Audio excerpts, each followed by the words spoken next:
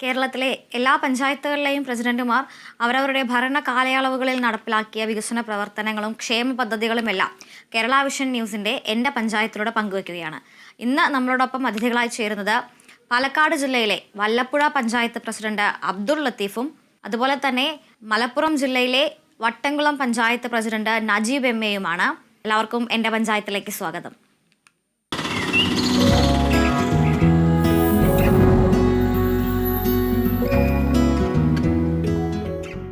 ഇത് നമ്മൾ ആദ്യം പോകുന്നത് പാലക്കാട് ജില്ലയിലെ വല്ലപ്പുഴ പഞ്ചായത്തിന്റെ വികസന പ്രവർത്തനങ്ങളിലേക്കാണ്. പ്രസിഡന്റ് അബ്ദുൾ ലത്തീഫ് നമുക്കൊപ്പമുണ്ട്. നമസ്കാരം അബ്ദുൾ ലത്തീഫ്. നമസ്കാരം.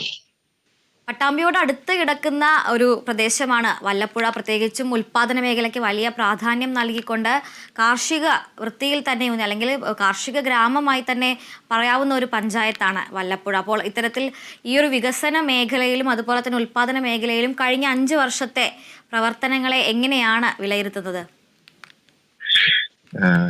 ആദ്യമായി എല്ലാവർക്കും ഒന്നുകൂടി നമസ്കാരം. പറഞ്ഞതുപോലെ തന്നെ പട്ടാമ്പി മണ്ഡലത്തിനകത്ത് വല്ലപ്പുഴ എന്ന് പറയുന്ന ഗ്രാമപഞ്ചായത്താണ്.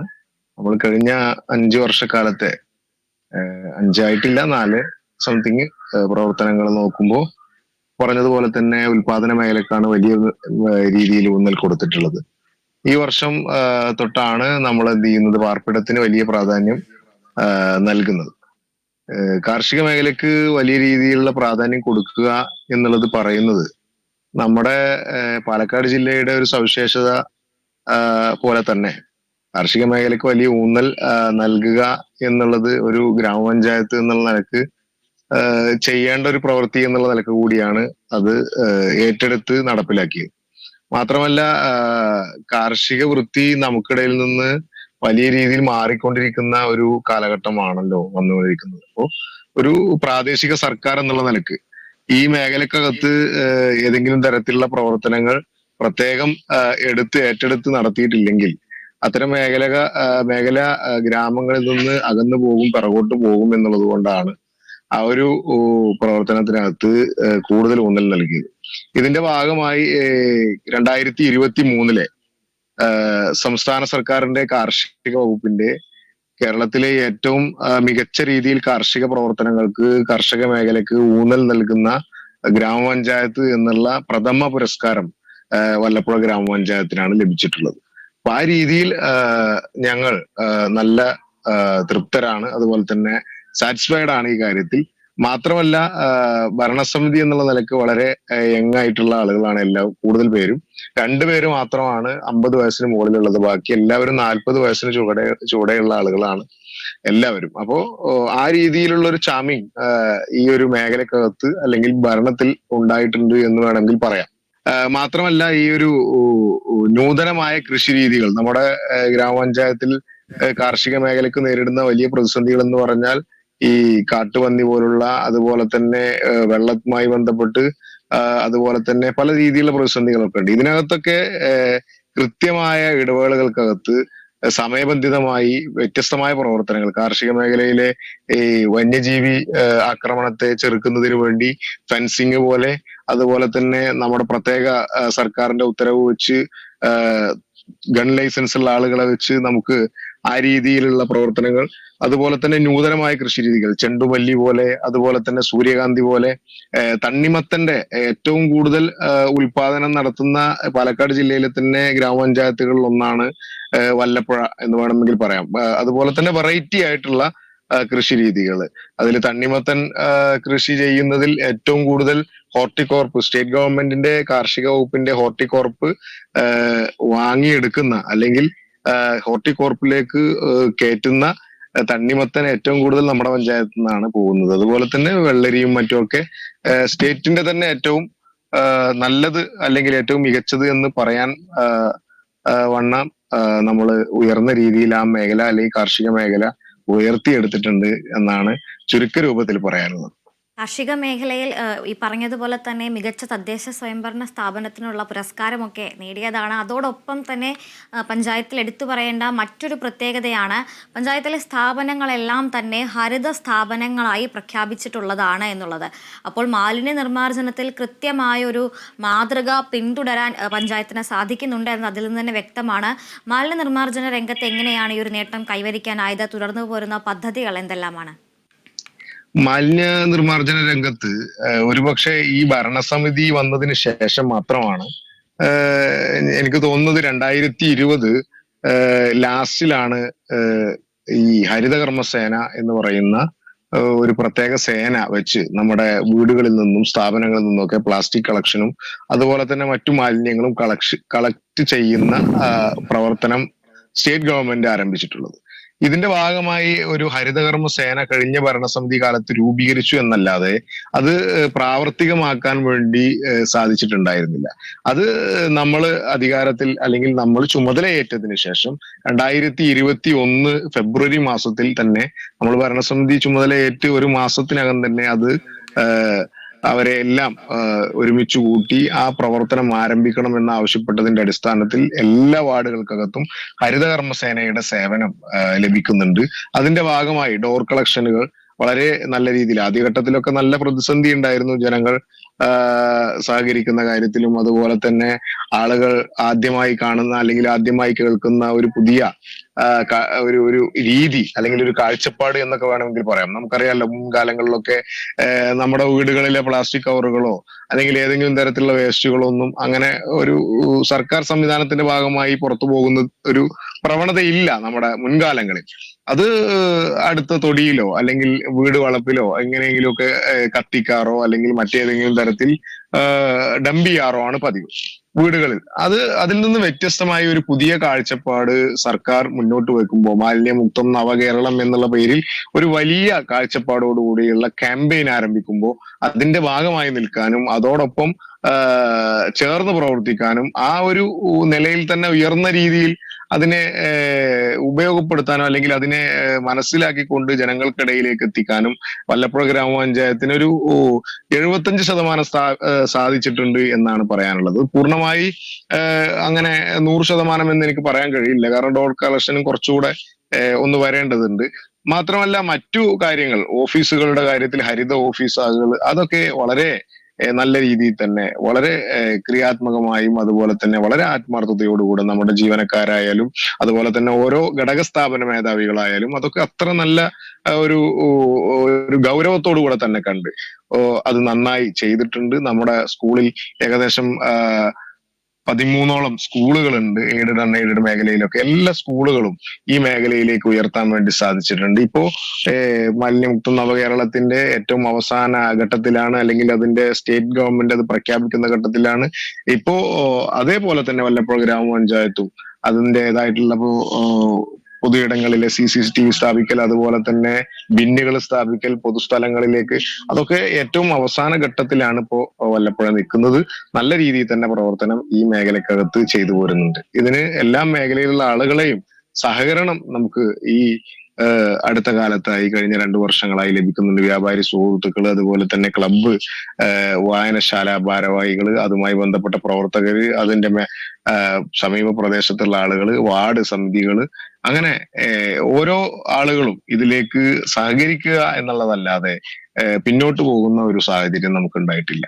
തീർച്ചയായും എന്തായാലും പഞ്ചായത്തിലെ മുഴുവൻ പേരും കൃത്യമായി തന്നെ സഹകരിച്ചുകൊണ്ടാണ് ഈ ഒരു നേട്ടം കൈവരിക്കാൻ സാധിച്ചിട്ടുള്ളത്. അതുപോലെ തന്നെ പഞ്ചായത്തിനെ സംബന്ധിച്ചിടത്തോളം വളരെ ശ്രദ്ധ പതിപ്പിക്കേണ്ട ആരോഗ്യരംഗത്ത് കിടപ്പ് രോഗികൾക്ക് പ്രത്യേക സാന്ത്വന പരിചരണം ഒരുക്കുന്നതടക്കമുള്ള കാര്യങ്ങളിൽ വലിയ രീതിയിലൊരു മുന്നേറ്റം ഉണ്ടാക്കാൻ സാധിച്ചിട്ടുണ്ട്. പെയിൻ ആൻഡ് പാലിയേറ്റീവ് രംഗത്തായാലും പൊതു ആരോഗ്യ രംഗത്തായാലും. അപ്പോൾ ഈ മേഖലയിൽ കൊണ്ടുവന്നിട്ടുള്ള പദ്ധതികൾ എന്തെല്ലാമാണ്? എങ്ങനെയാണ് ഈ ഒരു പരിചരണ രംഗം മുന്നോട്ട് പോകുന്നത്?